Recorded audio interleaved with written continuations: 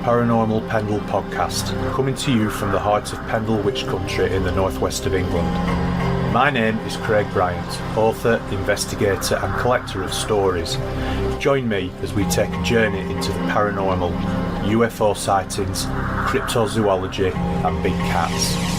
This is the Paranormal Pendle podcast.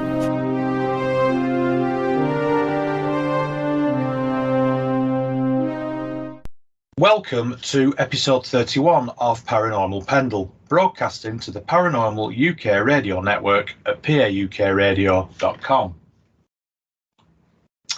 So this is the first episode of 2023, and as some of you may know, 2022 was a difficult year, and I appreciate all the support I've received through social media and the many lovely emails I received towards the end of the year as I decided to take a break from all things podcast.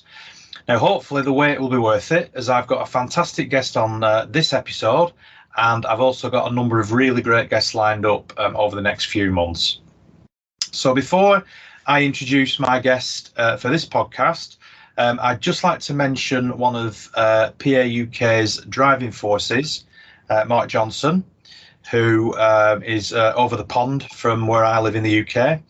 If you're listening, Mark, I just want to wish you all the best for the new year. I know you've had a very difficult time. You know where we all are if you need us, and chin up, my friend. And let's hope that 2023 is a good year for everybody. Okay, so my guest on this episode is Chris Whitehouse. So I interviewed Chris back in September, and since then he's had a book published. And I'm hoping that he's also got some more spooky stories of his investigations that he's undertaken since we last spoke. So first of all, Chris, welcome and a Happy New Year. Happy New Year, my friend. I'm glad to see you better. Thank you. Yeah, I had a little bit of the old lurgy, as we call it. I had COVID, unfortunately, in November. So that was particularly unpleasant. If anybody tells you it's just a bad cold, they're not telling you the full story. Raring to go. Hopefully, as I say, I've got some great guests lined up, and obviously you're the first one of this year. So that's brilliant. It's great to talk to you again. Okay, so let's start off then. Do you want to tell us first of all about your book? What it's called, obviously, what the motivation behind writing it was. And what it's all about. Yeah, sure. So Into the Darkness, Becoming a Ghost Hunter is my book. It's not in shops other than Amazon. So you get the paperback on Amazon and then the Kindle version on Amazon, obviously. So, yes, the motivation for that was, well, I'd done write-ups ever since doing the team. I'd dictated, I would record it, then dictate it, and that would be my evidence that I would keep. You know, the Ouija board, the Gauss readings, the temperature changes. And that was a very scientific approach 12 years ago now. So I had always been a want to be a writer, but never really finished anything and never did anything that had amounted to anything other than what I enjoyed. But then I noticed that I'd always finish my write-ups because there was a 2 or 3 hour, piece to write. And sometimes the better investigations got more word counts because I was enjoying it. And I thought, I should probably put those write-ups together into a book. And I thought, no, that's not what I want to do. They're already up. They're already out there floating about on the internet.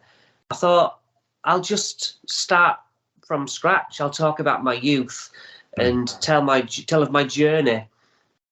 So this book documents my journey from being a child, loving the paranormal, any experiences I had, more so in my early 20s, but the youthful ones that put me on the journey.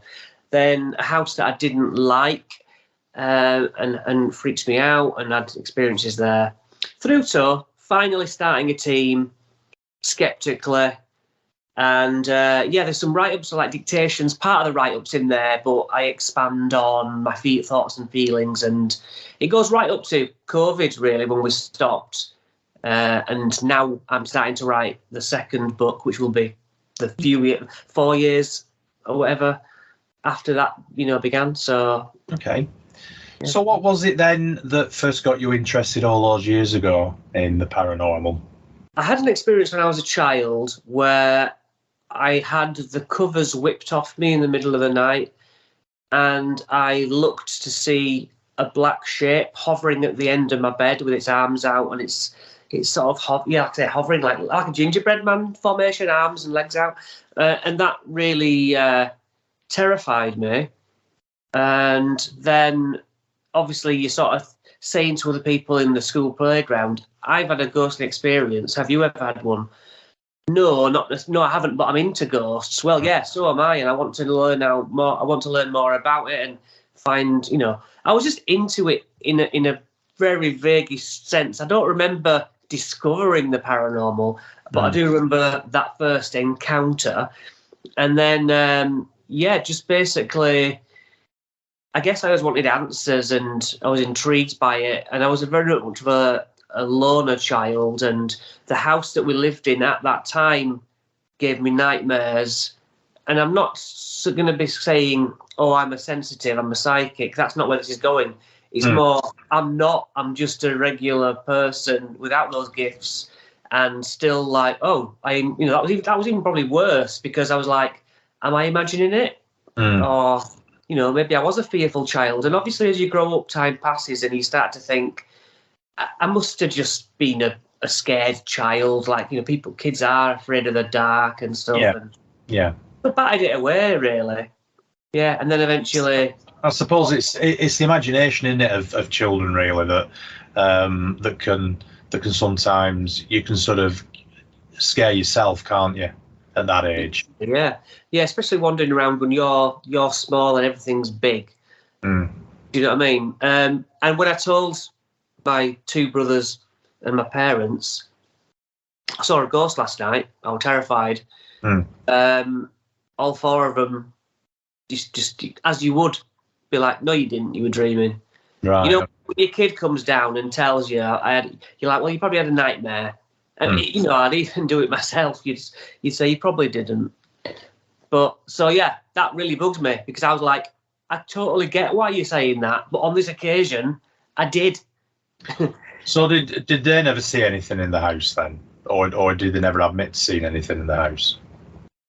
They kind of agree that it was a weird place. It was two houses knocked through into one long one, and downstairs we had a bakery, so it was a shop essentially.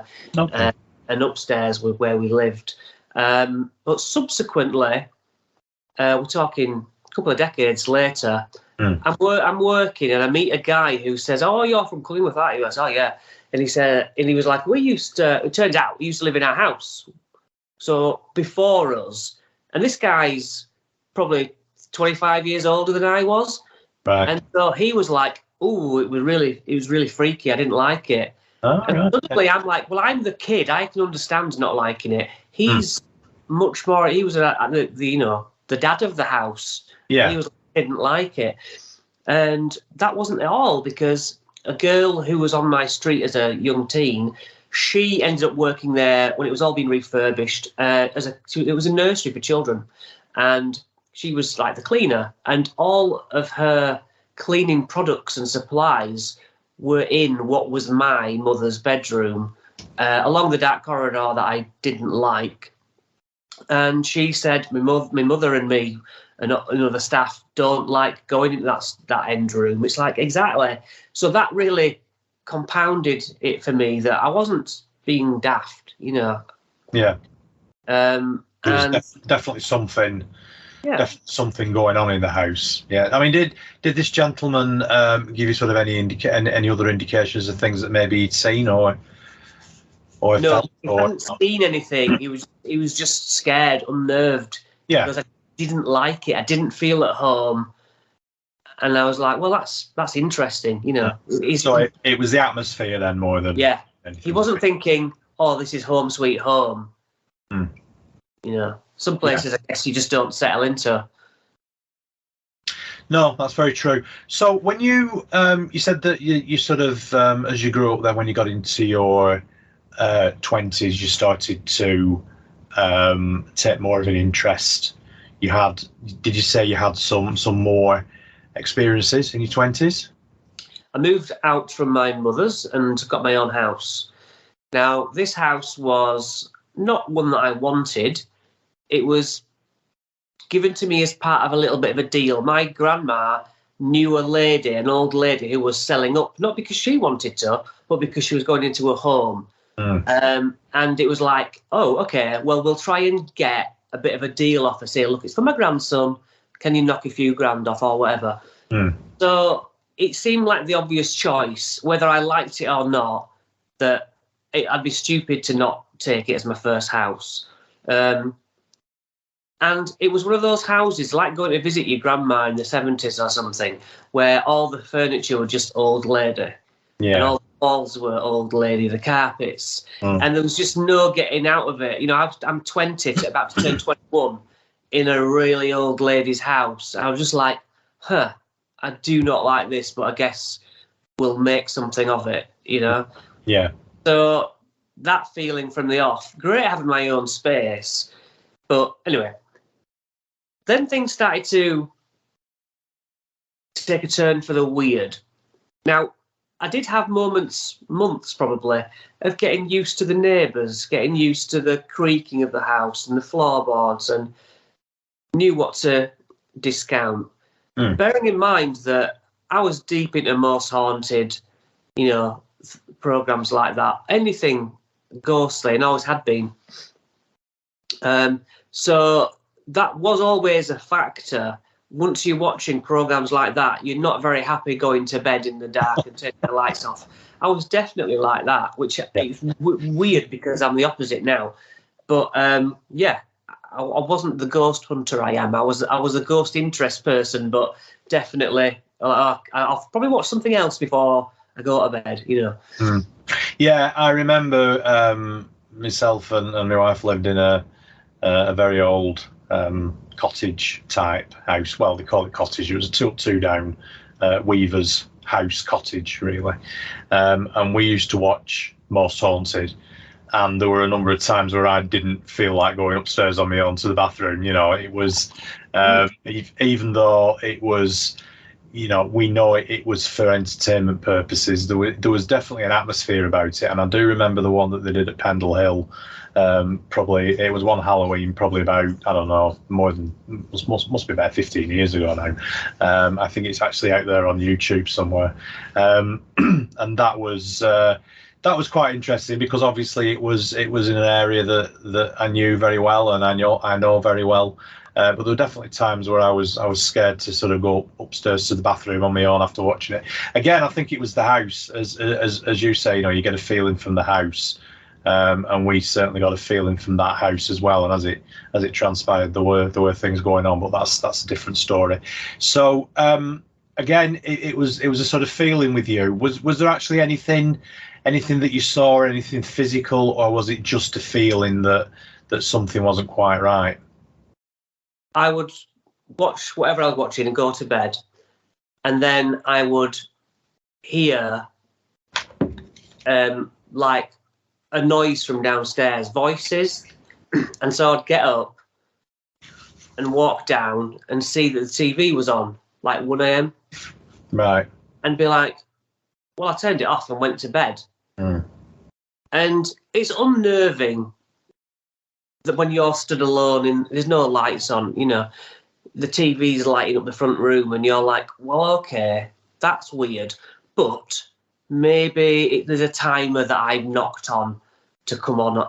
But I'm thinking, a timer to come on? I know there's timers to go off. Yeah. So anyway, you're on your own. So it's like, well, I'm not going to go down the spooky. It's like, okay, whatever. I'm not scared. I'm going back to bed. Yeah. You know. But then it would happen maybe a week later. I'd go to bed. Maybe I wouldn't get woken in the night, but I'd come down and my remote control, which I always have by my side, would be right in the middle of the room between the couch and the TV. And I'd be like, well, I didn't put that there. So then, you know, you're starting to think, is there something here? But I don't want to admit it out loud to the house. But these escalated to the point where I turned my cellar into a makeshift cinema, bought a projector, painted the wall white, put a little futon down there. I got all my videos and DVDs. So I would descend to the bottom of the house and hear like walking in the lounge and think it was my friend coming to watch a film with me. And the thing was, I'd hear him pull up normally, open my door, walk through, down the stairs, hello friend. You know, that's a normal thing. But this one time I'm hearing walking, but I didn't hear the front door open. And then walking across above my head. And then silence. And I'm like, well, he must be stood still, like looking at my CDs or something. And I'm like, I'm shouting up and down here. Nothing. So I'm about to go up and I hear his car pull to a close outside my house to the front door go. And I'm like, I thought you were just here. He said, no, I've just got here. So it started like that. I'm like, well, I've literally just heard the same noise you've just made, but before you came. And we'd sit in the cellar, and halfway through a film, the cellar door would just open. And it got regular when I was on my own. And I'm like, wind, the vacuum effect. That's the first option. That's what I'm trying to convince myself. But then he would be sat next to me, and it'd opened maybe like the 8th time, and he'd finally witness it. And I remember saying to him to calm him down, because I'm into ghosts and he isn't. I look at him and I'm like, oh, don't worry, it happens all the time. You know what I mean? Like, I'm in control of it. It's friendly, whatever I meant by that. Just watch the film, don't worry about it.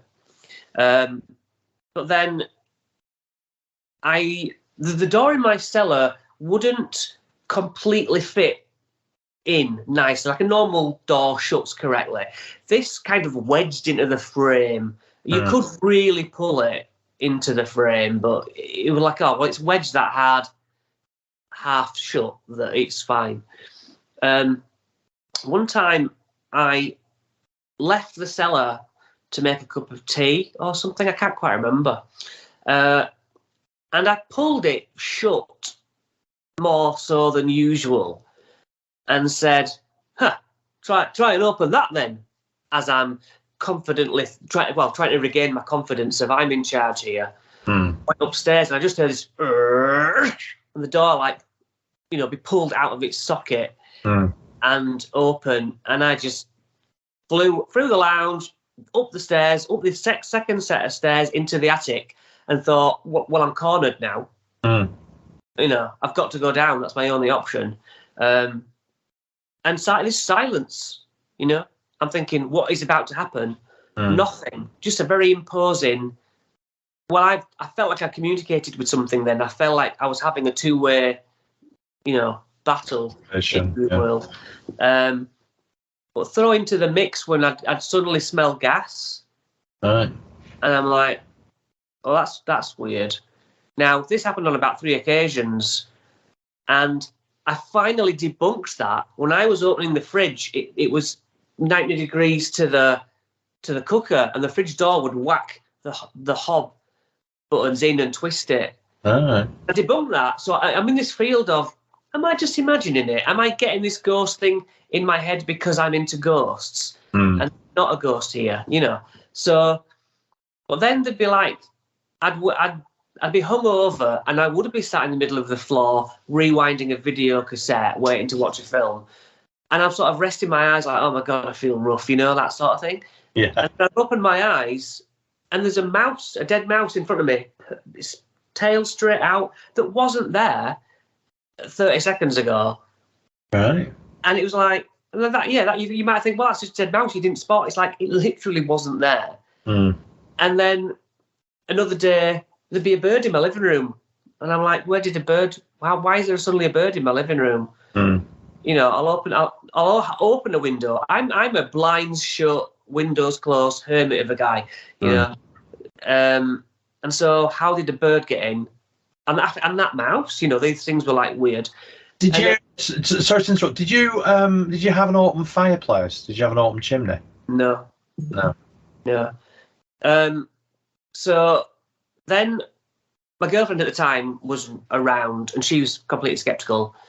And one morning I go down to make a cup of tea, and and there's a bat in my front room, and it's summertime, and I'm like, well, why is the bat out in the day? Why is it in my house? You know, these animal things. I'm like, is this a message? I felt like I don't know what the message was, but I felt like something was trying to say something to me, and I still don't know. Then there were 2 sightings, but not by me. Okay. When I was moving out to live with said girlfriend, I get my joiner friend in to laminate my floor, and you know how you do a house up to sell. Yeah. Essentially, he's working away and starts leaving. Can't remember whether they'd gone down, got which staircase he won, whether he was on the staircase to the cellar or the staircase to the front room. But either way, he comes across a woman coming towards him on the stairs. Okay. And I thought it was scary at the time, but I asked him in research for my book, and he said, no, the feeling I got wasn't a fear, was a welcoming feeling. And she was like middle-aged, but his reaction was, God damn it. And he just ran. He got in his car and then brought his dad back. Said, I've just seen a woman at Chris's house, but I need to get my tools, and I'm not going there on my own. And he never came back. Right. But, so did you ever get your floor laminated then? I did. Good. Well, there's a happy ending to that. That's fascinating about that woman. So you said there were 2 sightings. Was the second sighting the same one? Well, the second sighting was my sceptical, completely non-believing to become wife. In the middle of the night, she goes to use the toilet, and she looks down the stairs for whatever reason, because it was like simply a metre stride from bedroom to toilet. Yeah. But she goes, I felt compelled to just have a glance down the stairs. And she saw what she thought was a woman walking up the stairs. But she was continuing her motion. She glanced, and next thing you know, her head was in the bathroom, and she's like, I know I thought I just saw a woman, but I didn't, and I don't want Chris telling me you saw a ghost. So she stepped back out, and she's going, I'm going to find out what I did see, whether it was coats hanging up, whether it was the shadow, because we had wobbly walls, badly skimmed walls. And she's like, you know, I couldn't see anything. It was just a clear shot down to the bottom of the stairs. So did she describe what the woman looked like then? Silhouette, just like the hair of a woman, you know. Yeah. Long hair. So yeah, she goes, it's just that sort of look, and then wait, what? You know, double take. Did you do any research at all then about previous occupants of the house? I wouldn't know how to do it even now. I don't know how to do that sort of thing. I know that my deed said 1900 it was built, and it was in an area where obviously a mill house. We had a mill up there at one time. It was the workhouses, you know. So yeah, all I've done other than live there was I went back and put my ghost team's business card through the letterbox with a little note saying, have you had any weird experiences? And I used to live here, and here's my number, and never heard anything. But did you see a for sale sign up the week after? No. I sold it to a lad, a bloke that's actually older than me, probably 10 years older than me at the time, and figured he'd still live there. But I know now it's got hanging baskets outside, which wasn't really his type of thing. No, unless of course. But yeah, I go past now, and I'm like, oh, that house still gives me the creeps, and I still do have nightmares about it. There's much less now. The idea of writing the book was I'll get this all out. Yeah. I had nightmares at the time of writing it because I'm revisiting those memories. Yeah. And they faded off. But every now and again I'll be just dreaming, and then suddenly I'm in that house and I haven't sold it, and I'm stood in the front room and the house is watching me, and I have to make a run for the door. That's just the feeling I get. Yeah, it's interesting how you suddenly get these memories when you. I know when I started writing my books, you suddenly start remembering things that had been buried away in your memory for years and years. So yeah, it's great. It's a great way of remembering things that you wouldn't normally remember when you start sitting down and writing books. So when did you then decide that you wanted to put a team together to start doing investigations? And more to the point, how did you get the team together? How did you find the people, like-minded people who wanted to become involved in it? So it was Halloween 2010, about a week before. I finished watching Most Haunted and I'm like, do you know what? I sit here and I'm pointing at the TV going, that might be, you're saying it's a ghost, but it probably is something else. Because that's my mindset, to shoot it down, to sort of, I was brought up on like Arthur C. Clarke books. Yeah. And that was always with a very raised eyebrow. These people think they've seen a ghost. Who am I to say, but they probably haven't? That was like the James Randi. Look at the guy, he was like well known for shooting down Uri Geller and putting up like $1 million reward or whatever for someone to prove psychic, to him. Yeah. So, yeah, the mindset of the country was always like, you're a bit mad if you think you've seen a ghost. It was at the time. That's interesting. I've just, sorry again to interject, but yeah, you're right. I think at the time, I think the one thing that Most Haunted did, which was really good, and we could probably talk for hours about the pros and cons of Most Haunted, but I think one of the things that it did really well was it actually brought the subject out into the consciousness of the general public, I think. I mean, I'm not saying that they had tens of millions of viewing figures, but the whole idea and the whole concept, I think, started to permeate out probably about 10, 15 years ago. And then obviously, there was the court case and everything, which hit the national newspapers with obviously Derek Okora and various things that were levelled at him. But so I think that the one good thing that they did was to actually bring it out into the public consciousness, and for it not to be some sort of freaky, you're weird if you believe in ghosts. It was sort of like, oh, okay, so you're a ghost hunter, great, tell me some stories, or you believe in ghosts, that's brilliant. There's no mocking anymore. It's all very much out there in the national consciousness. I think now it's acceptable is what I'm trying to say. Yeah, like you say, I think it brought the conversation, because it's like, did you watch Most Haunted? What did you think? And I once saw a ghost, and therefore you're allowed to speak about it, aren't you? Yeah, you are. So you're sat there, you watch an episode. Do you remember which episode it was, just as a matter of interest, or? No, I have no idea.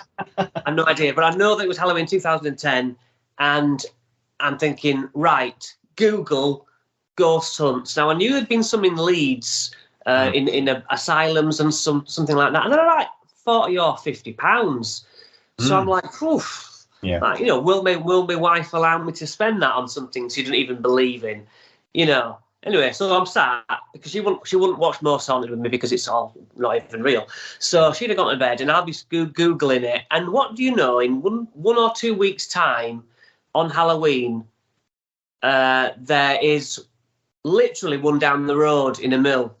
And I'm like, well, that's seemed like fate, Yeah. Like, not just like one in Leeds, there's like one on your doorstep next week or whatever. And I was like, all right. Well, so I sort of begged my wife to let me go to that. And I didn't want to go on my own. I took my sister, who was also, I'd got into the Most Haunted.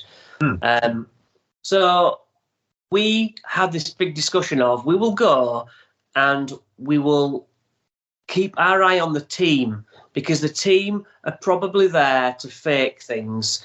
They make money off it. That's the point. So they will possibly do. We're looking out for Darren Brown's suggestion. We're looking out for, we want to put our fingers on the glass. Me and my sister will sit opposite each other on a Ouija board, so that anyone else, we can feel where the movement's coming from. Yeah. So that was a mindset. Even though I love ghosts, I'm thinking this is probably, the mindset we should have. Paranormal for profit is what a lot of people call it, in that it's making a profit out of pretending that there are shadows and ghosts, and so again perhaps are we going back to the Most Haunted format. Yeah. Well, it's entertainment, yeah, but it didn't go as I thought anyway. So we had an experiences, if you like. My sister and I felt, I felt something walk through me, like, you know, when stood in front of a fridge, like a waft of freezing. But then my insides, I've never ever had the feeling again, but my sides chilled. And then my back was cold, like the fridge was behind me. Yeah. And then my sister had that exact same thing. The cameraman of the ghost team was stood behind her. He just got knocked off his feet. Wow. Now I'm thinking, wow, is this what researching the paranormal is? We're going to physically get assaulted, and you know what I mean? It's weird how that never happened again. But I was like, whoa, is this what I'm actually getting involved in this if I go down this route? And I'm thinking, well, even if he had fallen over as acting, he doesn't know what I felt in my body. He doesn't know what my sister felt, and he perfectly timed it. We were just like, oh my God, and my sister was like, oh, and then he fell over. That's very odd. Yeah, that's very odd. Was there anything else happened that evening? And in fact, can you give us a sort of clue roughly whereabouts it was, this place?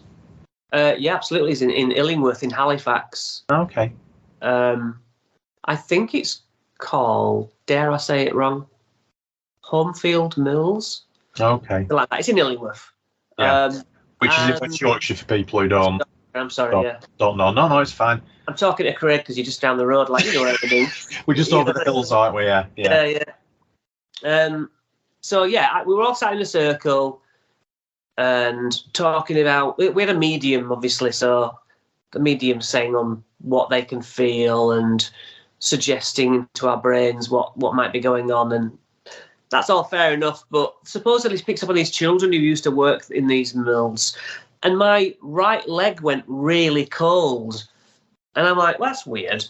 You know, I mean, as I say, I'm skeptically intelligent. You know, I'm not like being succumbed to this suggestion. So I'm like, look, I have to admit, my leg feels weird. And there's a kid sat on your leg, and I can't put anything in that. Maybe there was, maybe there wasn't, but yeah, she's like, well, the kid seems to be attracted to you, and it was like, that's weird. Why one leg would go cold and not both? Yeah, of course, yeah. I don't know, but yeah, I was like, maybe I'm not going to be able to disprove all this. And then finally, we get on the board with two other young. Well, I say young. We were. I think how old we were, but basically these other girls who were like 15 or something. So they were coming on this as guests themselves, and the four of us, my sister and these two, me and my sister and these two women, were putting our finger on the glass, thinking, well, now that the team member's not on the glass, this thing shouldn't move if they're faking it. And yet it moved as easily with just us, and it was like, well, this is baffling to me.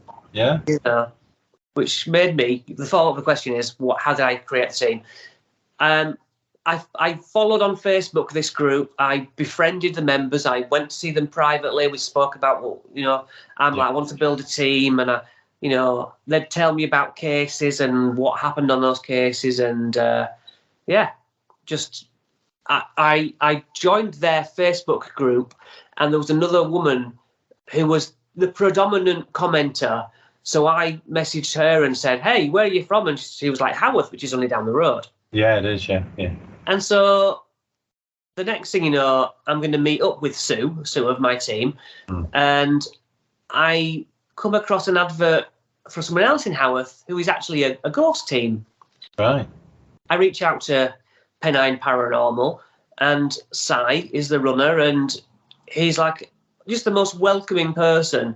He's like, hey, come up. Yeah, we haven't been going too long, but let's meet up. So Sue, myself, and Si of Pendle Paranormal, we met up in this pub in Haworth, and we all just splurged to each other how much we liked this and what we believed and what equipment we used, and agreed to meet up for an investigation.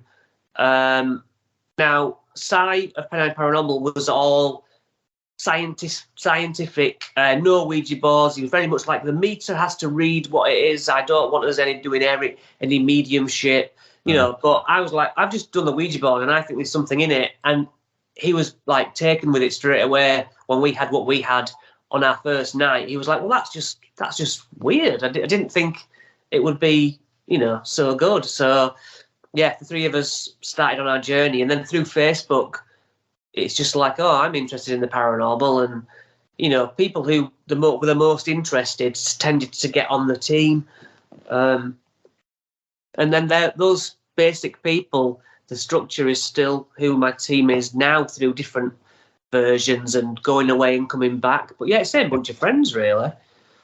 So the last time we spoke was back in September, and we had a chat. You told me some really interesting stuff actually about Haworth, and some of the investigations you've done there.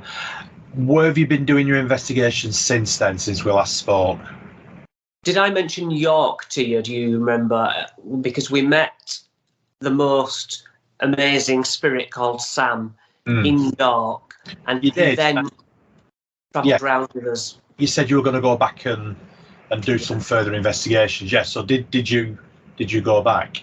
Yes, we were warned by Sam all leading up to it. Do not come back to my house. I will do this. I will do that. You know, you'll get harmed.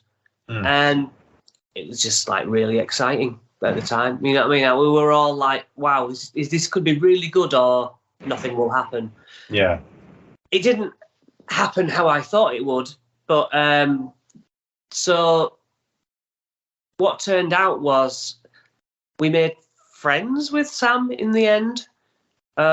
It's quite difficult to explain really, but we're very trepidatious, but rather than be antagonizing, we were sat in his house saying, look, Sam, I know you warned us off from coming. We had nothing but respect for you. I know we came and we passed over a spirit lady in this house, and you felt that was the wrong thing for us to do. There were enemies because he was harassing this woman's spirit, and we saved her by, you know, stop bullying this woman. But yeah, we just praised him and hoped that would make him see that he was of value to our team, because he really was. In the time that we met him, to the investigations all over Colne or whatever around this area, when he butted in, it was proper evidence. You know, it's like freezing cold. It was so strong on the Ouija board. This guy was like no other spirit, you know. So I was just saying thank you so much. And eventually, with the help of a woman I met in Ilkley, a ghost woman called Ruth, who had stayed with him all the time. They were always a pair. He'd have a go at us, but she'd be trying to keep him back under control. And Sam said, you've got demons attached to you. Now, yeah, you can raise an eyebrow and all that, because I was the same. But I can only tell you how it played out. He said, you've got demons from when you and Lucy on my team did your rituals evening. The rituals evening was when Lucy and I, we were only the only two available. So we decided to stream us doing all the things we could think of to show that they weren't real. The Charlie with the pencils, the Bloody Mary, even stupid things like Candyman. We drew pentagrams on the floor. We did all the things that viewers were like, oh, no, I'd never do that. We were showing that, it's fine. We did a voodoo doll. You know, it was like chuck everything at it. And then it became apparent that we did have, allegedly, these two somethings attached to us from that evening. And in York, we were pretty much told off by the spirits, saying you don't realise what you've messed with. Spelt on the Ouija board, symbols have power. You know, it's like, and now I've always preached that the power of intention seems to be such a big thing in the paranormal field. So it seemed that we had conjured something up. Sam even went on to name them, and then researching them, you find that they are supposedly demonic. and even gave who they were related to. So we're like, well, I mean, we don't know. I had no negative impact from them, but Lucy, her bad luck, let's say, really amped up for a good 6 months after that evening. Her health went down, and ever since York, when Sam and Ruth did a kind of cleansing of us from this demonic attack, if you like, which was all played out through Esther's method, which is where you put headphones on and somebody else listens to necrophonic. And now you can take all of it with a pinch of salt, but to have lived through it, it seemed like that. I just take it as okay. If you say that's what happened, we summoned something up. You helped get them off us, and Lucy's voice was mimicking what she was hearing in the headphones, not knowing what was going on at our board because she's in a separate room. So Sam is talking through Lucy in a way, and then also this demonic voice saying, "Get Chris's eyes." It's like, well, it's saying my name. It just felt totally like the voice is coming through on this random app was aimed right at me. And then I had a problem for a couple of months after doing that. It's all very much coincidental, but how many coincidences, can you brush off? Ultimately, we get friends with this Sam. We learn that his name's Sam Durst. Being in York, I could research through the day, and the house we were at there, it said, "Oh, it's the oldest house in York." And I thought, come on, I'm sure everyone says they're the oldest house in York. That's a massive claim. The one house that we're in is the oldest in a medieval place. So I go to the library and it says yes. Okay. Yeah. So when did it date back to then? Oh God, I don't know. I've probably got it on my phone somewhere. That's not the sort of information I go around with in my head. But yeah, I'm sure I can find that again. But yeah, that's it. That's what the library said in this dusty old stone gate. It's in Stonegate. But okay. I'm happy to be disproved because I can't back it up. But yeah, I can't imagine just one house. You know what I mean? How many houses did they build? Yeah, well, yeah, exactly. So when did he die then, or more to the point, when did he live? I remember when we first spoke to him when he was alive, with his nanny that he raped and felt was his property. This is why we fell out. That was 1800. So that's when he was. So really, from when the house was built, he's a modern. He himself was a modern spirit. Yeah. He was a money lender, so very affluent because he was in charge of the cash. Big businessman at the time. He had his hand in printing, which I then found out that Stonegate was a massive printing industry. It's another tick. Like I didn't know that. All these things. But beyond that sort of fact that you can check, Sam would tell us things about ourselves. I think I had him in my house. I wouldn't tell the team what he did or said, what he did or what I said to him. And on the Ouija board afterwards, I'd say, "I think you're in my house. Is that right?" And he'd say, "Yes." I'd say, "Well, what did you do?" Or "Where were you?" And he would be able to say not only what he did activity-wise that only I knew, he would say my response. My sister would go to York and go into his backyard and say something, and then months later, she would say, "What did I say when I came to your home?" And Sam would be able to say the words that she said.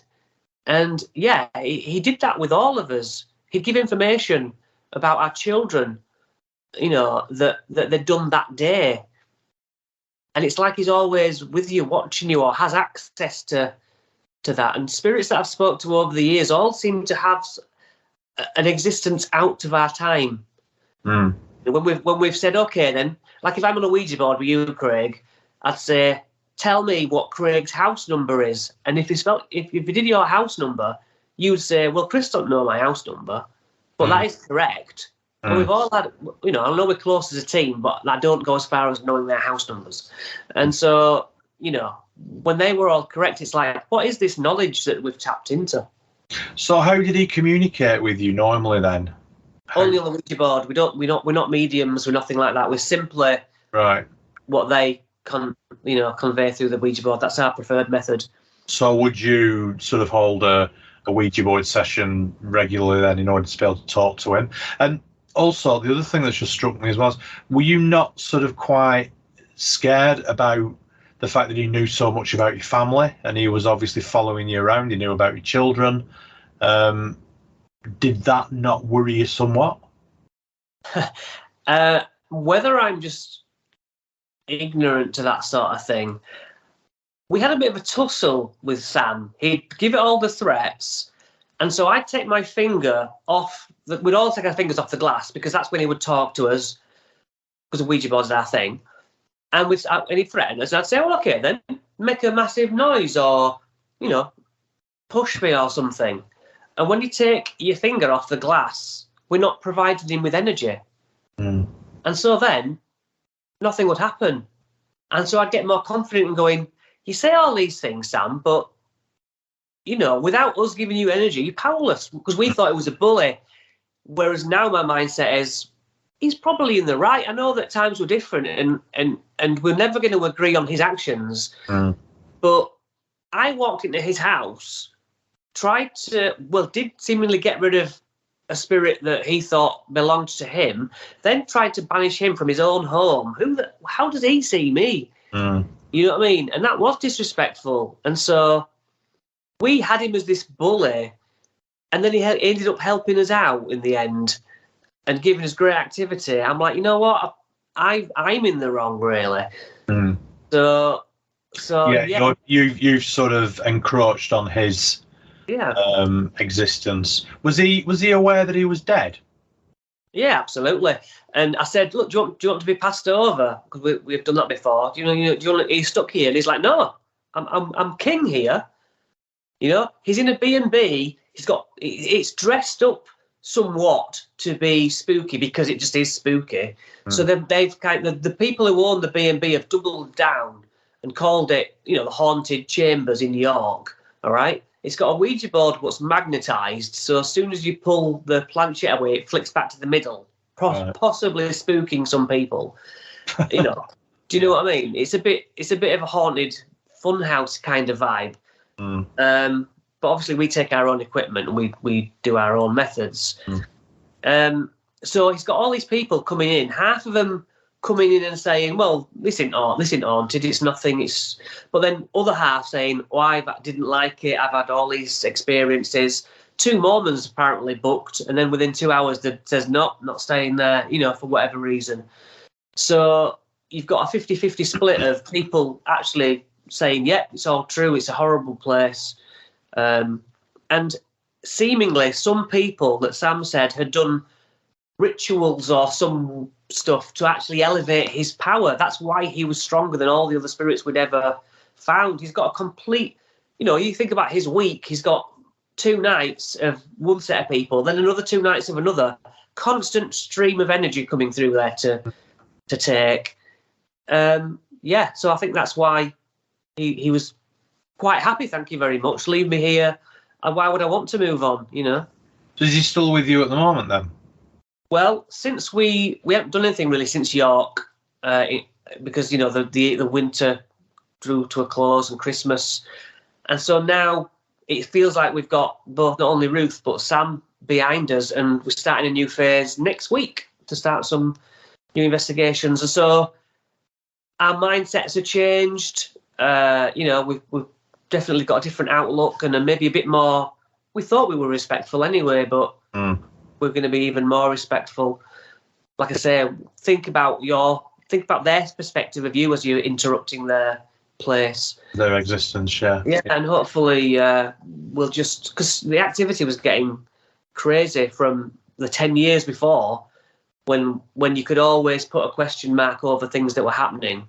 Well, it could be just us reading into it. Just activity ever since Sam came along seemed to really amp up to where you'd ask for a bang on the shutter and it would be really loud. And there's only you on the board there. It's like, wow, it'd make you jump out of your skin, So he could manipulate objects in the same way that a poltergeist can.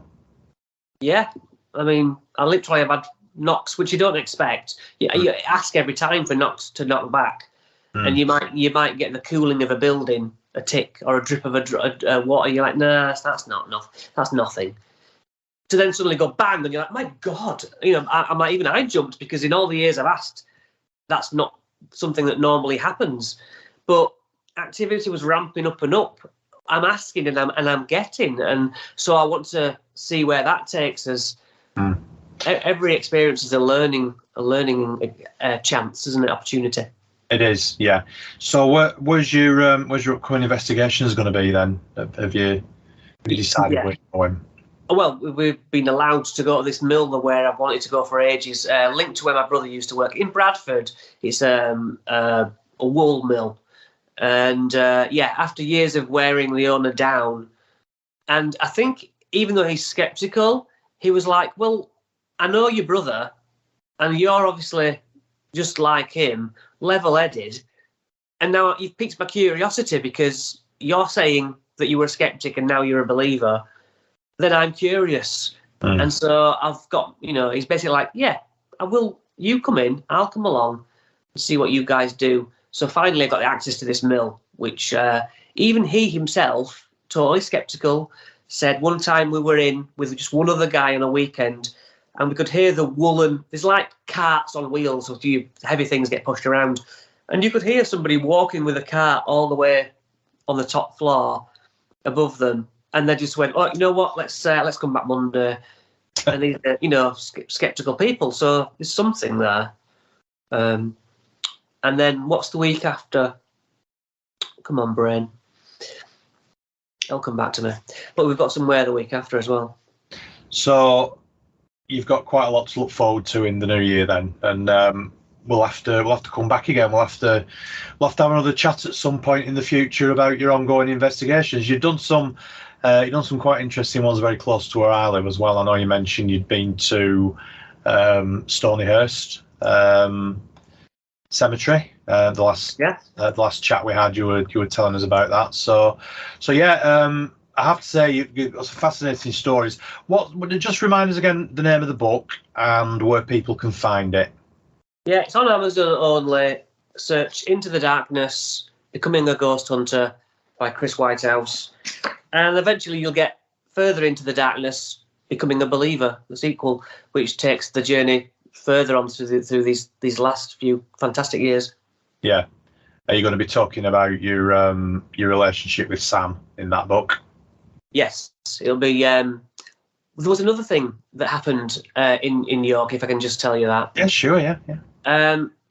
This is just another example of activity getting better than normal. We had a girl come to the board saying, lost my shoe.